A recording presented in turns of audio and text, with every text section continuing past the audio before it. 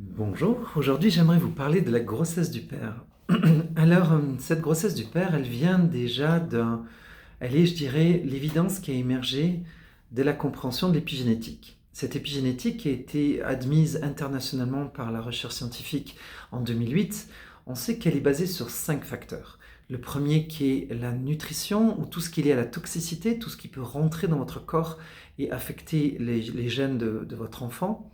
Donc en fait, on n'a plus une génétique qui est fixe, on sait qu'on a une génétique mutable, et donc les gènes peuvent exprimer certains aspects santé ou au contraire des aspects maladie en fonction des stress qu'ils ont subis. Alors le premier élément, c'est qui donc permet d'exprimer le meilleur de ses potentiels, au contraire nous met en mode de survie, c'est donc la nutrition et tous les toxiques auxquels on est exposé.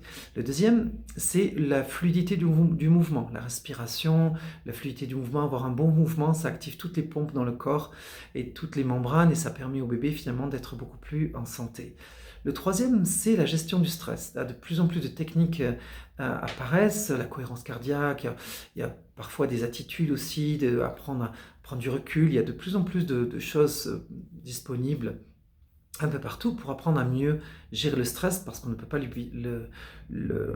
l'éviter, mais on peut apprendre à le gérer. Le quatrième, c'est de faire une activité qui vous inspire, qui vous allume, qui vous élève, qui vous met en vie. Ça, c'est hyper important et ça encode les gènes vers quelque chose de beaucoup plus heureux et en santé que malheureux. Et le cinquième élément, c'est ce qu'on appelle l'efficacité des relations humaines. Et c'est là où la grossesse du père apparaît. Quand on regarde un petit peu les relations humaines, pour partir du côté scientifique, efficacité des relations humaines, on va rentrer dans le fait que c'est qui la principale personne qu'une maman enceinte côtoie tout le temps? C'est essentiellement le conjoint, le mari, l'amoureux. Donc cette personne-là va représenter parfois 60, 70, 80% de l'environnement relationnel de la maman.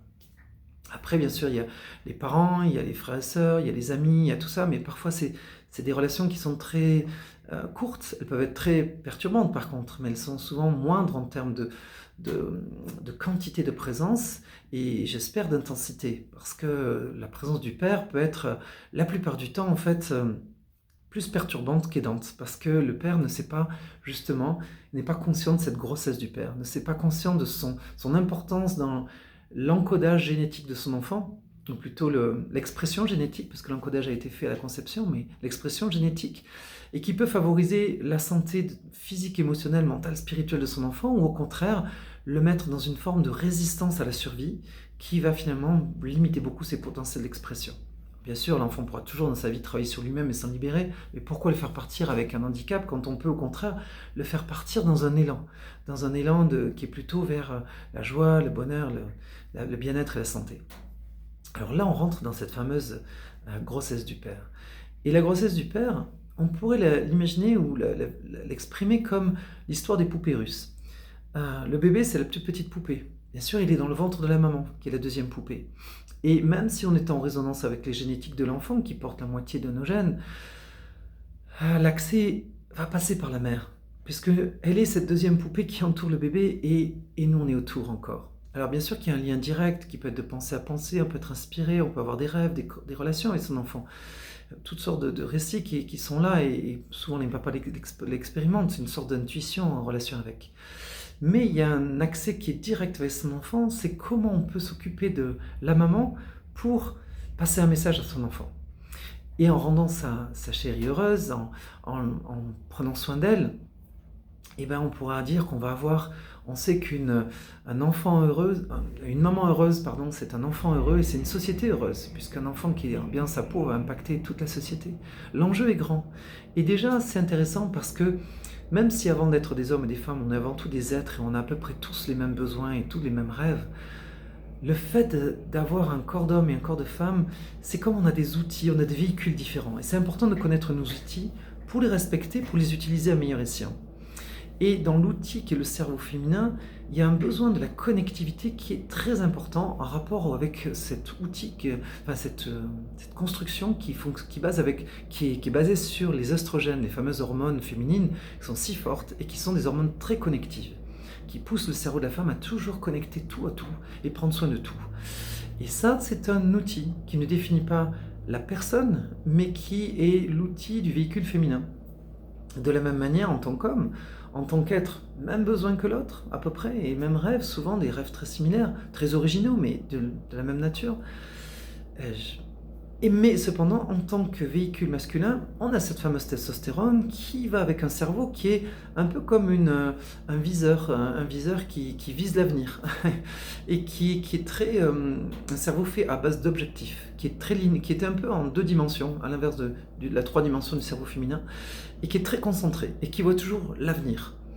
Euh, on peut très bien être dans le moment présent, mais on a toujours une orientation, un objectif. Cet objectif peut être dans l'instant présent.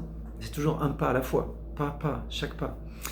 Mais cet objectif qui va vers l'avenir, il a besoin d'être clair et l'épigénétique nous en donne une clarté. Tout d'un coup, on a un objectif. On sait que prendre soin de notre partenaire, de la maman de notre enfant, va avoir un effet immense sur le bébé. Là déjà, hop, notre intérêt il est catché.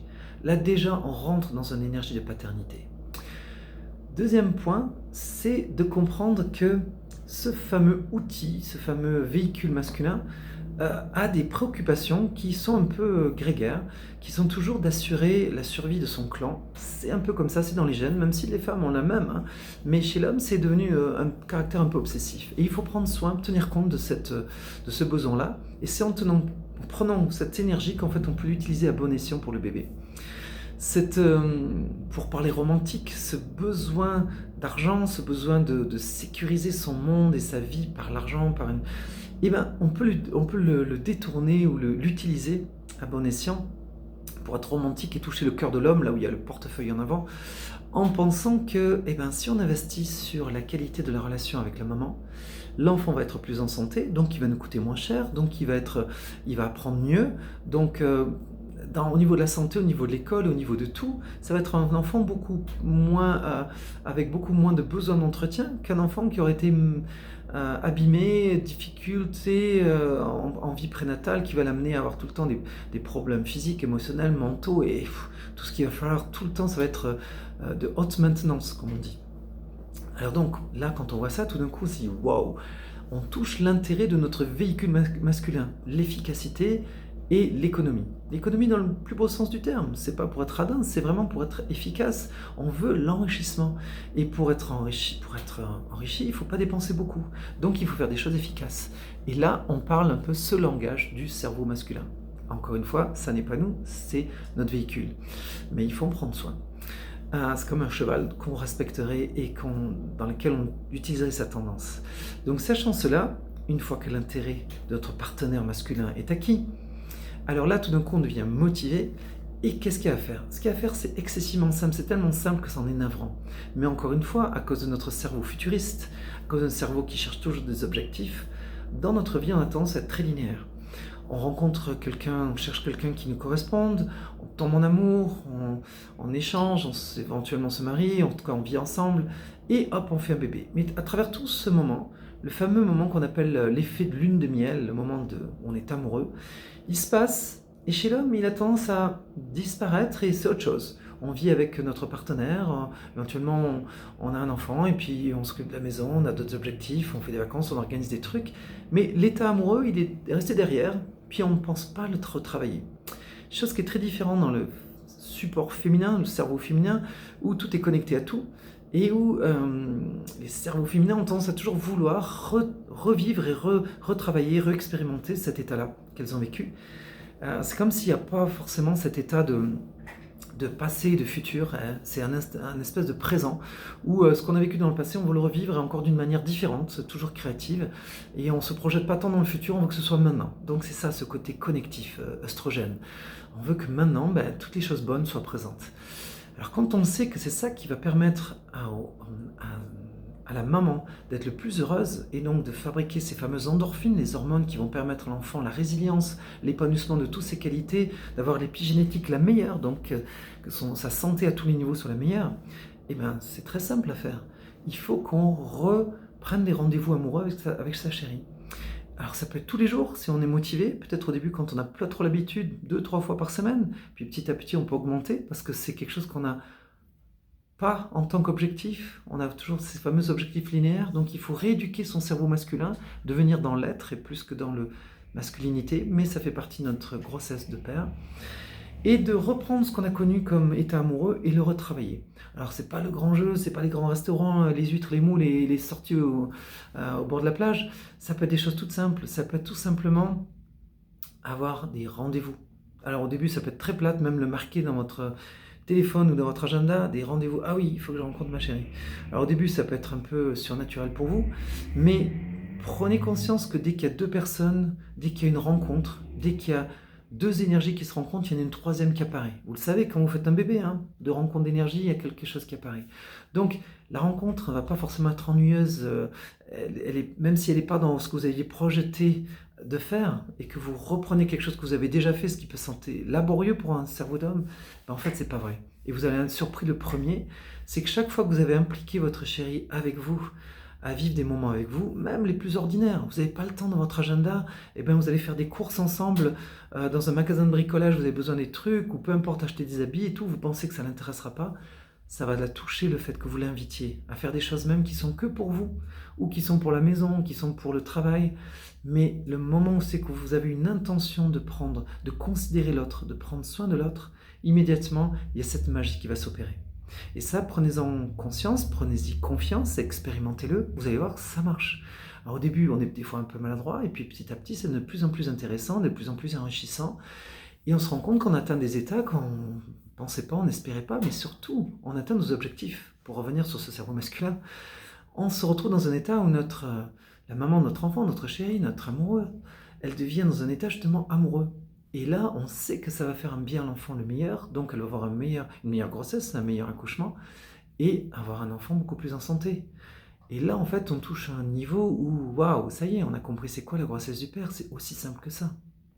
Et là-dedans, il y a plein d'étapes qui peuvent se passer. Et pour vous parler de ces étapes-là, parlons d'un deuxième aspect de cette grossesse du père. Si on observe un petit peu la grossesse de la mère, on voit qu'elle passe par 3 étapes principales. Le premier, les nausées. Les nausées, c'est l'adaptation à la grossesse. L'envie de vomir, des fois vomir carrément, on est mal, on n'est pas là. Et puis, qu'est-ce qui se passe pendant qu'il y a la période des nausées qui peut durer de 1 mois à 3 mois parfois. Parfois, ça peut être toute la grossesse quand la maman en fait n'arrive pas à intégrer à quoi servent les nausées. Elles servent à nider, à rentrer en dedans d'elle. La nausée pousse la maman à arrêter de faire tout ce qu'elle faisait et rentrer en dedans d'elle pour rentrer dans sa grossesse, pour devenir un nid. Et pour ça, il faut changer de rythme. Et la nausée aide à changer de rythme. Et bien pour l'homme, il se passe la même chose, mais on s'en est pas rendu compte. C'est que qu'est-ce qui se passe pour l'homme? Il est en train de perdre sa conjointe. Il était avec elle dans une relation à deux, une relation souvent un peu comme ça, où on négocie, tu me fais ça, je te fais ça, tu me donnes ça, je te donne ça, tu prends du temps pour moi, je prends du temps pour toi. Bon, oui, dans cette relation-là. Tout d'un coup, on la perd, cette relation. On rentre dans une forme de célibat ou de solitude. Mais c'est pas une solitude ordinaire, c'est pas une solitude triste, c'est une solitude joyeuse, on attend un enfant. On sait que notre chérie, elle n'est pas tout à fait disponible, elle est là dans un état second et il faut qu'on l'endure, on l'endure avec joie parce qu'on sait que derrière il y a un résultat qui va être plutôt heureux. Donc ça n'a rien à voir avec une solitude de déprime, de détresse, etc. Mais elle peut être légèrement anxiogène. Et toute solitude, comme pour la maman, l'état de rentrer en elle-même parce qu'il faut qu'elle reste au lit, qu'elle ne bouge pas, ça la fait rentrer en elle-même. De la même manière, il faut que l'homme, dans sa grossesse du père, il faut. L'homme est invité par ce processus naturel d'en prendre avantage et de rentrer en lui-même et commencer à retisser une relation avec lui-même qu'il avait perdue depuis qu'il est en couple. Qu'il avait perdu ce côté un peu adolescent, insouciant, où il faisait que découvrir une partie de lui-même, ses aspirations. Et bien là, il peut le faire, mais dans un état qui est beaucoup plus confortable. Il est en famille, il a déjà tout un état d'être. Et puis, il peut développer cette relation avec lui-même, mais avec une autre profondeur. Ça peut être se remettre à faire de la musique, ça peut être découvrir certaines pratiques, d'aller seul dans la nature, de rentrer en réflexion avec lui-même, en observation de lui, de faire de la méditation, de développer certains arts qu'on n'a jamais eu l'occasion de faire. Et tout ça, en fait, ça va l'amener dans un état qui est nouveau. Et on va découvrir en tant que personne des richesses en nous qu'on avait oublié qu'elles existaient ou qu'on ne savait même pas qu'elles existaient. Quand ça, c'est présent, en fait, on s'enrichit. Et ça, c'est la première phase de la grossesse du père, c'est s'enrichir soi-même en dedans de soi par certaines pratiques, davantage centrées sur soi-même. Même si bien sûr on est présent, on peut tendre le bol quand elle vomit, on peut faire des petits massages, on peut soulager, mais ça reste que c'est un petit peu, on est un peu seul côte à côte. Et ça, toutes les grossesses sont comme ça, il faut rentrer d'abord en soi-même. Dans la deuxième partie de la grossesse, qu'est-ce qui arrive à la maman? Elle sent le bébé qui commence à faire des mouvements, à faire des petits kicks dans le ventre. Et elle rentre naturellement beaucoup plus en contact avec l'enfant. Et on sait maintenant qu'elle a tellement intérêt à rentrer en contact avec l'enfant. 75% des mamans ne le font pas, alors qu'elles ne suivent pas leur intuition, alors que le bébé le demande par des mouvements, par des choses. Et elles ont tendance à pas établir la demande, alors que l'enfant jette la balle, on pourrait dire. Mais elle ne la renvoie pas forcément. Et ça, c'est un peu navrant, mais bon, c'est le défi de la grossesse de la maman, ça. Et bien pour le père, c'est la même chose. Il vient de s'enrichir. Quand on est riche de quelque chose, on a toujours envie de partager. On a une bonne bouteille, on a envie d'inviter les copains pour la boire. C'est la même chose, on vient de s'enrichir comme c'est pas permis. Et c'est un moment où en fait, c'est de bon ton de le partager. C'est là qu'on rentre dans ce dont on parlait précédemment, d'aller faire des sorties, parce que des fois avant, quand elle n'est pas très bien, l'inviter à faire des sorties, à faire des trucs, aller en nature, à faire le fun, des fois ça répond mal. Donc au lieu de se casser le nez, des fois, prenons cette première période pour nous-mêmes, rentrer en nous-mêmes, nous enrichir. Mais la deuxième période, let's go. Le bébé dialogue avec la maman, nous dialoguons avec la maman.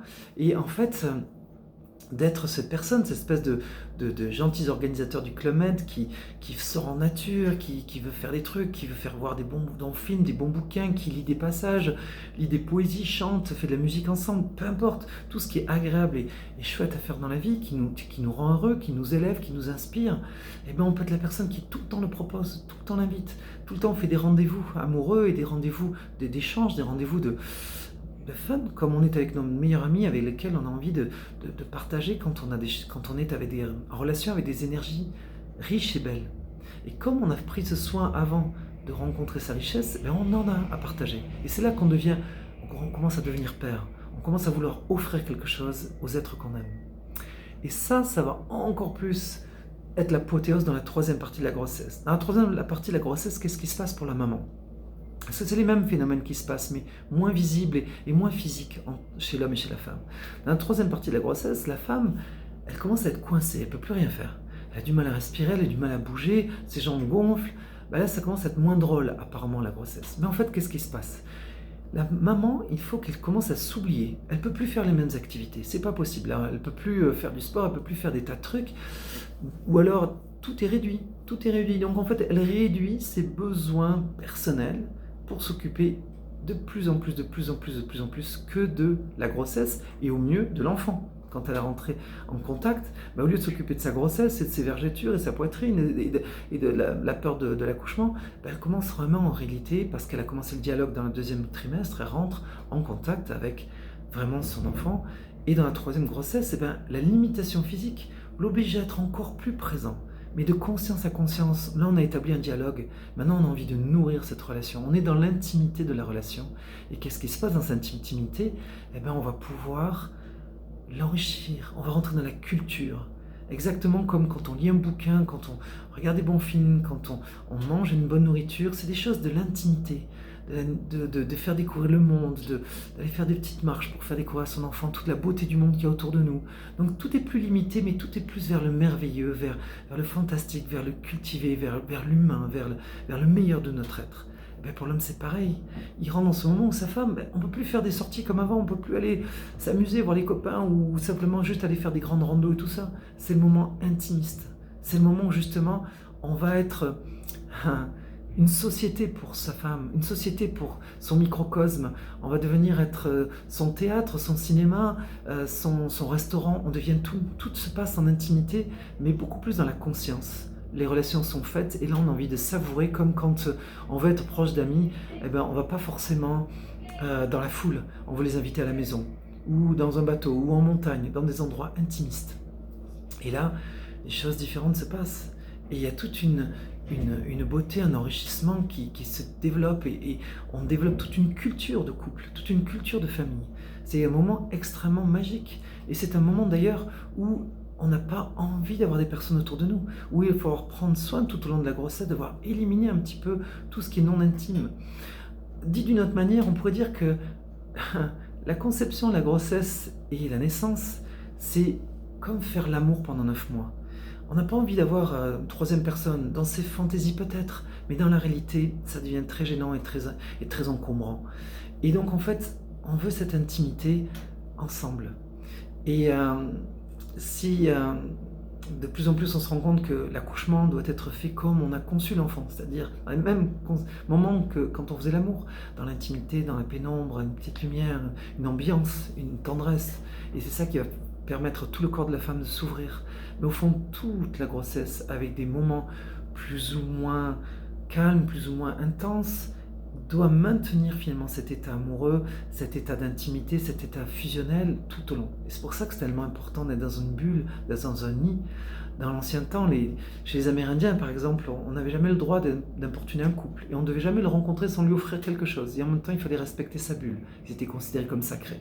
C'est des choses qui sont du bon sens en fait. Et on a intérêt à les retrouver, les cœurs cultivés. Et là, on rentre dans sa grossesse du père.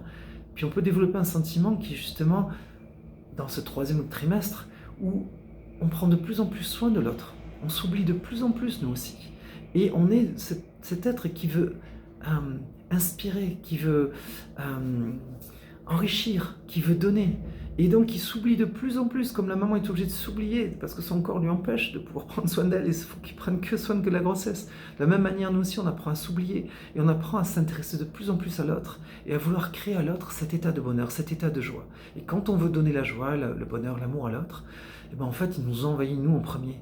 Et en plus de ça, à la différence de seulement l'amour-plaisir, quand on est dans l'amour-bonheur, et ben on est dans un état de fierté.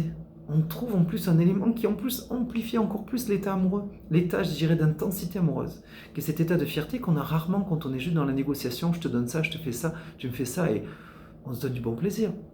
C'est souvent très très limitant et ça a peu d'évolution. Là, c'est quelque chose qui va faire que grandir une fois qu'on a compris le concept et qu'on veut tout le temps apporter le meilleur de soi à l'autre et qu'on se débrouille pour faire l'ambiance, pour que l'autre le reçoive bien au bon moment. Le bonheur, c'est de faire la bonne chose à la bonne heure. Et bien qu'on prend cette délicatesse, cette écoute, ce dialogue, mais qu'on est toujours dans cet esprit, hey, je vais amener un truc, je vais mettre une saveur de plus au repas pour qu'il soit meilleur. Là, ça y est, on est rentré dans la paternité. Ben là, on est vraiment prêt à accueillir un enfant et on aura acquis l'essentiel pour la vie. C'est pour ça que tout se passe dans la période de prénatale. C'est le moment où il faut ancrer cet apprentissage. Bien sûr, quand on le comprend en tant que principe et qu'archétype, ben après, on peut, si on n'a plus le temps de le faire ou si on découvre cette vidéo que dans les dernières semaines de grossesse, le fait de le pratiquer immédiatement, on peut rattraper le temps perdu. Et de toute façon, c'est pas perdu. On va l'ancrer en soi du moment qu'on l'ancre ce principe-là. Il va accompagner toute notre vie de famille. Et puis, ben là, voilà quoi. On sait où ça peut nous mener. Et là, nos objectifs, ils sont vraiment rencontrés. Voilà, j'espère que vous avez aimé ça. À bientôt, bonne journée.